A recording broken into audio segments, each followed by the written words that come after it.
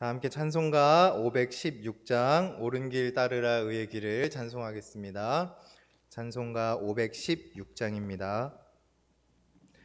옳은 길 따르라 의의 길을 세계 만민의 참된 길, 이 길 따라서 살기를 온 세계에 전하세. 만 백성이 나갈 길, 어두운 밤 지나고 동튼다. 환한 빛 보아라 저 빛, 주 예수의 나라 이 땅에 곧 오겠네 오겠네.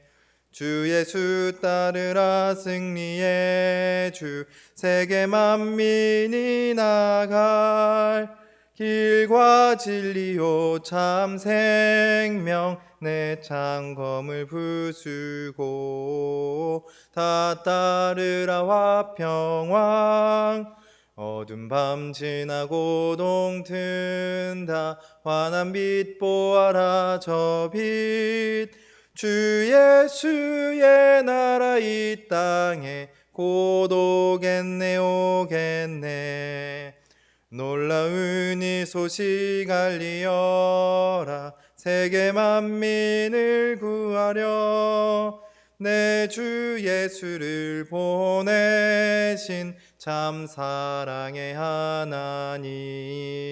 만 백성이 따를 길, 어두운 밤 지나고 동튼다. 환한 빛 보아라 저 빛, 주 예수의 나라 이 땅에 곧 오겠네 오겠네. 고난 길에 치고 찾아온 길, 많은 백성을 구한 길, 모두 나와서 믿으면 온 세상이 마침내 이 진리에 살겠네. 어두운 밤 지나고 동튼다. 환한 빛 보아라 저 빛, 주 예수의 나라 이 땅에 곧 오겠네 오겠네. 아멘. 다 함께 사도신경으로 우리의 신앙을 고백하겠습니다. 나는 전능하신 아버지 하나님 천지의 창조주를 믿습니다. 나는 그의 유일하신 아들 우리 주 예수 그리스도를 믿습니다. 그는 성령으로 잉태되어 동정녀 마리아에게서 나시고 본디오 빌라도에게 고난을 받아 십자가에 못 박혀 죽으시고 장사된 지 사흘 만에 죽은 자 가운데서 다시 살아나셨으며 하늘에 오르시어 전능하신 아버지 하나님 우편에 앉아 계시다가 거기로부터 살아있는 자와 죽은 자를 심판하러 오십니다. 나는 성령을 믿으며 거룩한 공교회와 성도의 교제와 죄를 용서받는 것과 몸의 부활과 영생을 믿습니다. 아멘. 오늘 새벽에 우리 하나님께서 주시는 말씀은 이사야 45장 18절에서 25절까지의 말씀입니다. 제가 가진 성경 구약 1024페이지에 있습니다. 매일 성경으로는 80페이지에 있습니다. 이사야 45장 18절에서 25절 말씀 제가 봉독해 드리겠습니다. 대저 여호와께서 이같이 말씀하시되 하늘을 창조하신 이 그는 하나님이시니 그가 땅을 지으시고 그것을 만드셨으며 그것을 견고하게 하시되 혼돈하게 창조하지 아니하시고 사람이 거주하게 그것을 지으셨으니 나는 여호와라. 나 외에 다른 이가 없느니라. 나는 감추어진 곳과 캄캄한 땅에서 말하지 아니하였으며 야곱 자손에게 너희가 나를 혼돈 중에서 찾으라고 이르지 아니하였노라. 나 여호와는 의를 말하고 정직한 것을 알리느니라. 열방 중에서 피난한 자들아 너희는 모여오라. 함께 가까이 나아오라. 나무 우상을 가지고 다니며 구원하지 못하는 신에게 기도하는 자들은 무지한 자들이니라. 너희는 알리며 진술하고 또 함께 의논하여 보라. 이 일을 옛부터 듣게 한 자가 누구냐? 이전부터 그것을 알게 한 자가 누구냐? 나 여호와가 아니냐? 나 외에 다른 신이 없나니 나는 공의를 행하며 구원을 베푸는 하나님이라. 나 외에 다른 이가 없느니라. 땅의 모든 끝이여 내게로 돌이켜 구원을 받으라. 나는 하나님이라 다른 이가 없느니라.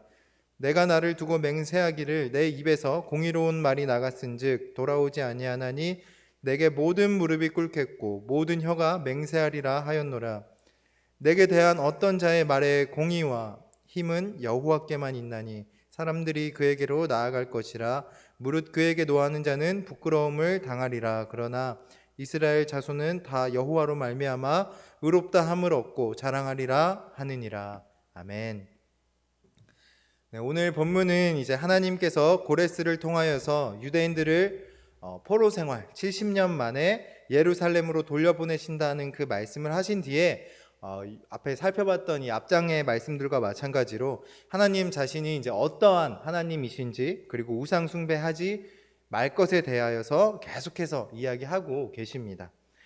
그러나 이 45장만의 좀 특별한 점을 우리가 좀 이야기해 보자면은 45장 전체에서 공의라는 단어가 5번이나 등장하면서 다른 장들에 비해서 공의를 강조하고 있다는 것을 우리가 좀 발견할 수 있습니다. 그래서 오늘 말씀 속에 이 하나님의 공의라고 하는 것이 어떻게 표현되어지고 있고 또 어떻게 드러나고 있는지 우리가 오늘 함께 살펴보면 참 좋을 것 같습니다. 우리 먼저 18절, 19절 말씀을 우리 다시 한번 읽어보겠습니다. 시작. 대저 여호와께서 이같이 말씀하시되 하늘을 창조하시니 그는 하나님이시니 그가 땅을 지으시고 그것을 만드셨으며 그것을 견고하게 하시되 혼돈하게 창조하지 아니하시고 사람이 거주하게 그것을 지으셨으니 나는 여호와라. 나 외에 다른 이가 없느니라. 나는 감추어진 곳과 캄캄한 땅에서 말하지 아니하였으며 야곱 자손에게 너희가 나를 혼돈 중에서 찾으라고 이르지 아니하였노라. 나 여호와는 의를 말하고 정직한 것을 알리느니라. 하나님께서는 우리가 잘 알고 있는 것과 같이 천지를 창조하셨습니다. 근데 오늘 말씀을 잘 보니까 혼돈하게 창조하시지 않았다라고 이야기합니다. 이 창세기 1장 2절을 보면은 하나님께서 천지를 창조하시기 이전에는 어떤 상태였습니까? 흑암이 가득 차 있고 혼돈 가운데 있었다라고 기록이 되어 있습니다. 땅이. 근데 천지를 창조하고 나서는 이제는 더 이상 혼돈하지 않게 되었다라는 겁니다. 조금 더 쉬운 말로 이야기해 보자면은 이 혼돈, 그러니까 이전에는 아무런 질서가 없었는데 하나님께서 천지를 창조하심으로 인하여서 그 안에 분명한 질서가 생겨났다라는 겁니다. 그러니까 하나님께서 창조하신 모든 것들을 바라보면 여러분 정말 그렇지 않습니까?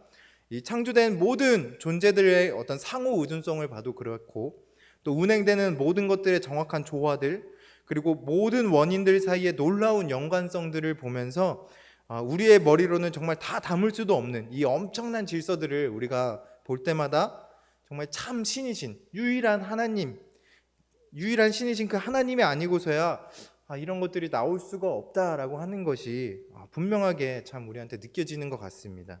그런데 이렇게 모든 것에 질서를 부여하고 이 세상을 창조하신 그 하나님께서 19절에 보니까 이렇게 말씀하고 계십니다. 너희가 나를 혼돈 중에서 찾으라고 이르지 아니하였다 라고. 그리고 나는 의를 말하고 정직한 것을 알리는 여호와라고. 그러니까 이것이 무엇입니까? 다시 말해서 나는 너희에게 질서를 주었는데 너희들은 무질서함 가운데서 나를 찾았다라는 겁니다. 나의 창조 질서는 내가 창조한 나의 백성들이 나를 즐거이 찬양하고 나를 예배하는 것인데 너희들이 그 질서 밖으로 나가서 우상을 숭배하고 더 이상 나를 바라보지 않았다라는 그 사실을 지금 꼬집어서 말씀해 주시고 계시는 겁니다. 여러분 한번 생각해 보시면 좋겠습니다. 하나님께서 이런 말을 자신의 백성들에게, 자신의 자녀들에게 하실 때에 그때의 하나님의 그 마음은 어떻겠습니까? 너희들이 왜 나를 바라보지 않고 저 우상들만 바라보느냐? 이 말씀을 하실 때 그 마음이 어떨 것 같냐는 이야기입니다. 제가 얼마 전에 이제 딸을 낳고 나서 딸을 키우는 모습들을 제가 혼자 이제 좀 더 크면은 이런 것도 해줘야지, 이런 것도 해줘야지 이렇게 좀 상상을 해보곤 하는데 그 가운데서 제가 하나님의 마음을 혼자 이렇게 조금 느끼게 되는 그런 상상이 하나 있었습니다. 예를 제가 하나 들어보겠습니다. 제가 이제 제 딸이 즐거워하는 모습을 보기 위해서 나중에 이제 집에다가 제가 그네를 하나 설치해 줬다고 한번 상상해 보겠습니다. 그때 제가 딸에게 바라는 그 반응, 그러니까 딸에게 바라는 어떤 모습은 무엇이겠습니까? 와, 그네다 하면서 그냥 자기 혼자 그네 타고 노는 그런 모습을 제가 바라겠습니까? 아니면 그네를 달아줘서 아빠한테 이제 고맙다라고 하면서 아빠한테 사랑도 표현하고 때로는 이제 그네도 같이 밀어달라고 하면서 함께 재밌고 행복한 시간을 공유하는 그런 모습을 제가 바라겠습니까? 당연히 후자의 모습일 겁니다. 물론 제가 딸의 행복을 위해서 그네를 달아주지만 제 딸이 그네만 즐거워하고 그네만 바라보고 있으면은 여러분 그거는 조금 너무 슬프지 않겠습니까? 제가 원하는 거는 그 그네를 달아준 아빠에게 사랑을 표현하고 감사를 표현하고 또 같이 시간을 보낼 수 있는 그런 교제의 시간, 어떤 더 친밀한 관계를 이렇게 쌓아가는 그런 것인데 그런 것들이 부재되어 버리고 그저 그네만 딸이 바라보고 있으면은 여러분 제 입장에서 얼마나 그게 속상하고 답답하겠습니까? 이 그네가 너한테 밥을 먹여주는 것도 아니고 이거 언젠간 망가질 거고 너 덩치 더 커지면 이 그네 타지도 못할 텐데 네가 왜 거기에만 매달리냐면서 정말 그 그네를 떼어버리고 싶지 않겠습니까? 근데 바로 오늘 하나님의 말씀이 이런 모습과 참 비슷하지 않나 생각되어집니다. 오늘 18절 말씀처럼 하나님은 창조하실 때 혼돈하게 창조하지 않으시고 사람이 거주할 수 있게 창조하셨는데 사람들이 그 질서를 버려버리는 겁니다. 하나님은 자신의 자녀들과 사랑의 관계를 맺고 교제하고 싶어서 이 세상을 창조하셨는데 정작 사람이란 존재는 그 관계를 버리고 질서를 무시하고 하나님이 창조하신 나무라고 하는 것을 우상 삼아서 조각하고 경배하고 있으니까 그 모습을 보신 하나님의 마음이 그네만 바라보는 제 딸의 모습을 바라보는 제 마음과 참 비슷하지 않겠습니까? 아니 저와는 비교도 할 수 없을 만큼 하나님이 훨씬 더 속상하고 답답하지 않으시겠습니까? 우리가 하나님의 질서를 지킨다라고 하면은 우리는 마치 왜 자꾸 나를 이렇게 억압하는 거야? 나를 제약하려고 하는 거야? 이래라 저래라 요구하는 게 너무 많은 거 아니야? 이렇게 느끼기도 하지만 사실 하나님께서 우리에게 질서를 주신 것은 그 안에서 사랑의 관계를 맺고 우리와 교제하고 싶으신 것뿐입니다. 역설적으로 말하자면은 그런 사랑의 관계는 그런 친밀한 교제는 하나님이 창조하신 그 질서 안에서만 가능하기 때문에 우리에게 그 질서 안에서 나를 찾으라라고 말씀하고 계시는 겁니다. 오늘 말씀은 이것이 바로 하나님의 거짓 없는 의라고 말하고 있습니다. 또 우리 21절에 보면은 나 외에 다른 신이 없나니 나는 공의를 행하며 구원을 베푸는 하나님이니라. 나 외에 다른 이가 없느니라라고 말씀하십니다. 그러니까 하나님이 그 하나님의 거짓 없는 의, 하나님이 창조하신 그 질서 안에는 다른 신이 존재하지도 않고 당연히 다른 신이 존재하는 게 말도 안 된다는 겁니다. 그리고 하나님의 공의로우심은 우리를 심판하시기만 하는 게 아니라 구원을 베푸는 가장 중요한 요소 중에 하나라고 또 말씀하고 계십니다. 여러분 이 사실을 우리가 좀 정확하게 좀 짚고 넘어갔으면 좋겠습니다. 여러분 하나님은 질서를 만드셨습니다. 그리고 스스로 그 질서를 지키시고 그 안에서 우리에게 행하시는 공의로우신 하나님이십니다. 그렇기 때문에 의롭지 않은 자들, 우상을 숭배하거나 죄가 있는 그런 자들은 하나님의 심판을 피할 수 없게 됩니다. 그것이 바로 하나님의 질서고 하나님의 공의라고 하는 겁니다. 그렇다면 우리는 죄인이기 때문에 사실 공의로우신 하나님의 심판을 받을 수밖에 없는데 그래야 하나님이 공의로우신 하나님이시고 거짓 없으신 그런 하나님이신데 우리가 심판을 피할 수 있는 방법은 무엇이 있겠습니까? 아마 크게 두 가지 방법이 있을 겁니다. 하나는 우리가 그렇게 심판을 받아야만 하는 하나님의 질서 밖으로 벗어나는 겁니다. 하나님의 질서에서 벗어난다면 심판과 구원이라고 하는 그 개념에서도 우리가 벗어날 수 있을 것이고 또 죽음과 부활과 영생이라는 개념에서도 우리가 벗어날 수 있게 되니까 딱히 이제 그런 것들을 우리가 걱정하지 않아도 될 겁니다. 하지만 우리 사람이라고 하는 존재는 분명히 유한한 존재이고 또 하나님이 만드신 이 시간 그리고 공간에 존재하고 있기 때문에 하나님의 질서를 벗어난다라고 하는 것은 절대로 불가능합니다. 그러니까 이 방법은 이론상으로는 하나님의 질서만 벗어나면 된다라고 우리가 말할 수 있겠지만 실제적으로는 절대 불가능한 방법이라는 겁니다. 자, 그러면 두 번째 방법은 그 질서를 만드신 하나님께서 우리를 심판하지 않게 하시면 된다는 방법이 있습니다. 근데 여기에도 여러분 문제가 있습니다. 제가 앞서서 말씀드린 것처럼 하나님은 거짓이 없으신 그런 하나님이시고 또 공의로우신 하나님이시기 때문에 우리에게 죄가 있는데도 우리를 심판하지 않으신다면 여러분 그때부터 하나님은 어떤 하나님이십니까? 공의로우신 하나님도 아니고 진실한 하나님도 아니시게 됩니다. 그렇다면 어떻게 우리가 심판당하지 않고 구원을 얻을 수 있게, 그러면서도 하나님의 공의로움이 여전히 지속될 수 있게 이렇게 할 수 있겠습니까?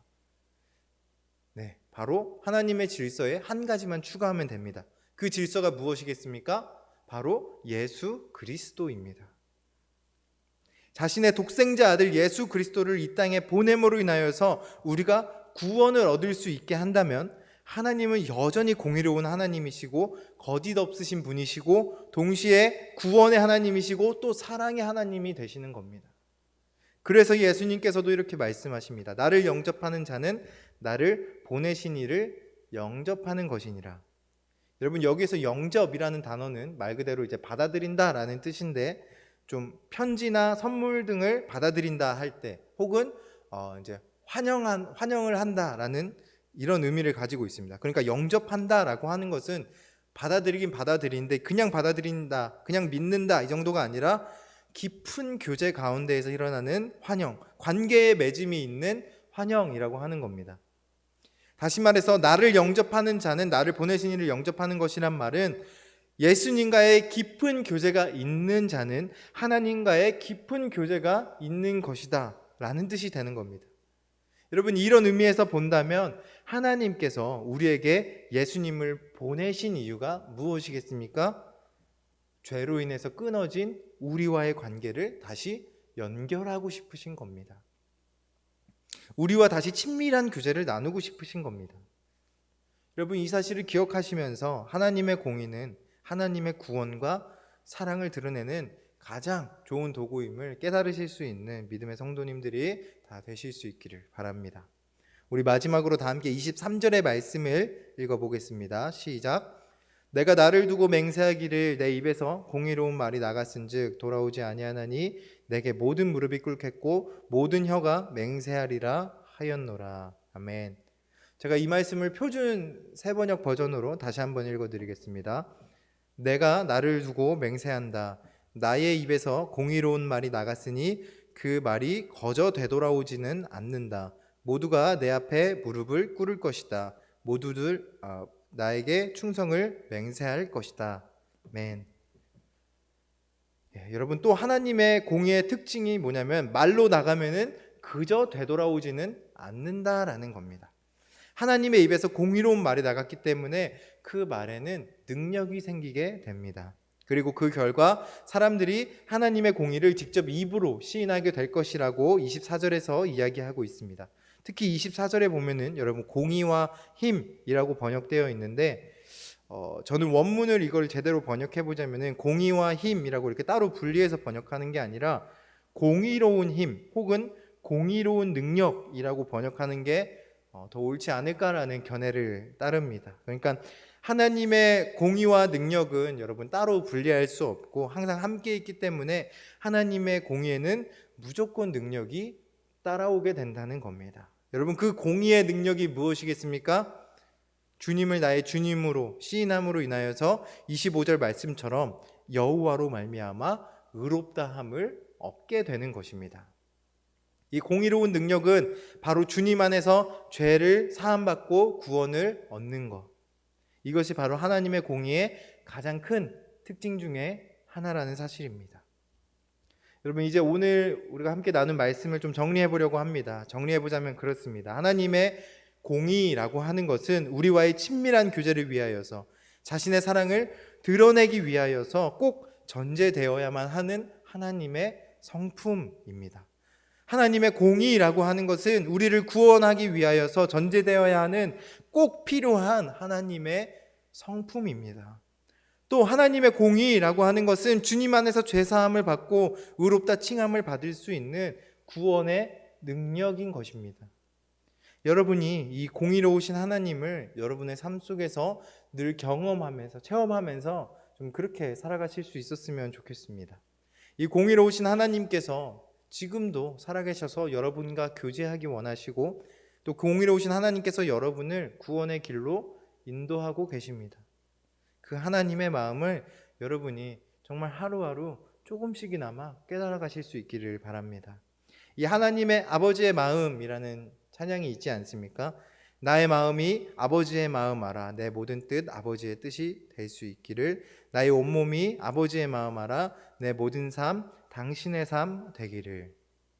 여러분 정말 이 찬양의 가사처럼 여러분의 뜻과 또 여러분의 삶이 그 하나님과 이렇게 합의를 이루어갈 수 있을 정도로 여러분들이 하나님과 이 친밀한 교제를 누리실 수 있기를 간절히 소망하겠습니다. 제가 기도하겠습니다.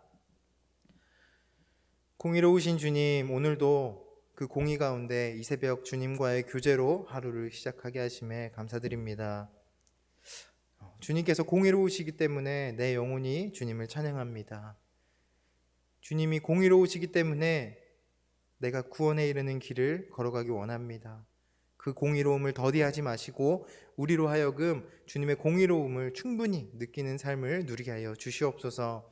또 그것을 위하여서 항상 성령 충만하게 하여 주시고 하나님의 마음을 바라보고 하나님의 뜻을 알아가며 오직 주님만 앙망하는 그런 삶을 살아가게 하여 주시옵소서.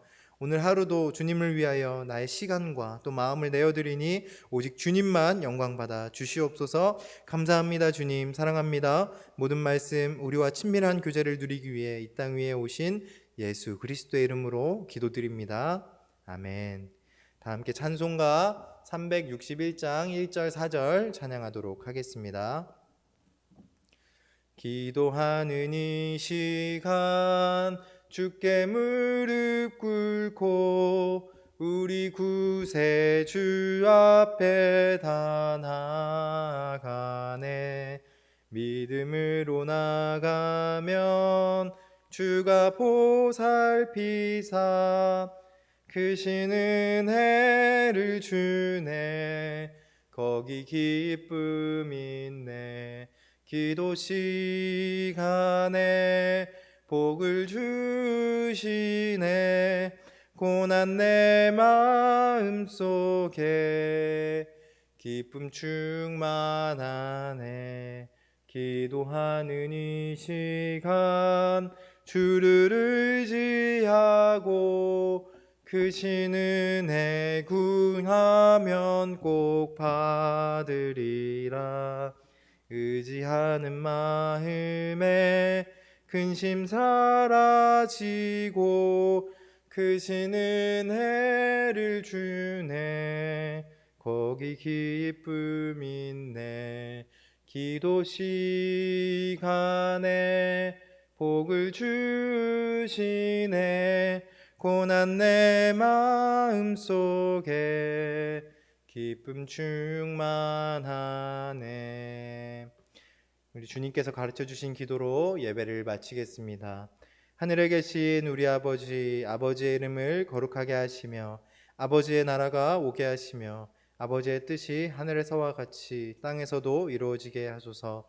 오늘 우리에게 일용할 양식을 주시고 우리가 우리에게 잘못한 사람을 용서하여 준 것 같이 우리 죄를 용서하여 주시고 우리를 시험에 빠지지 않게 하시고 악에서 구하소서.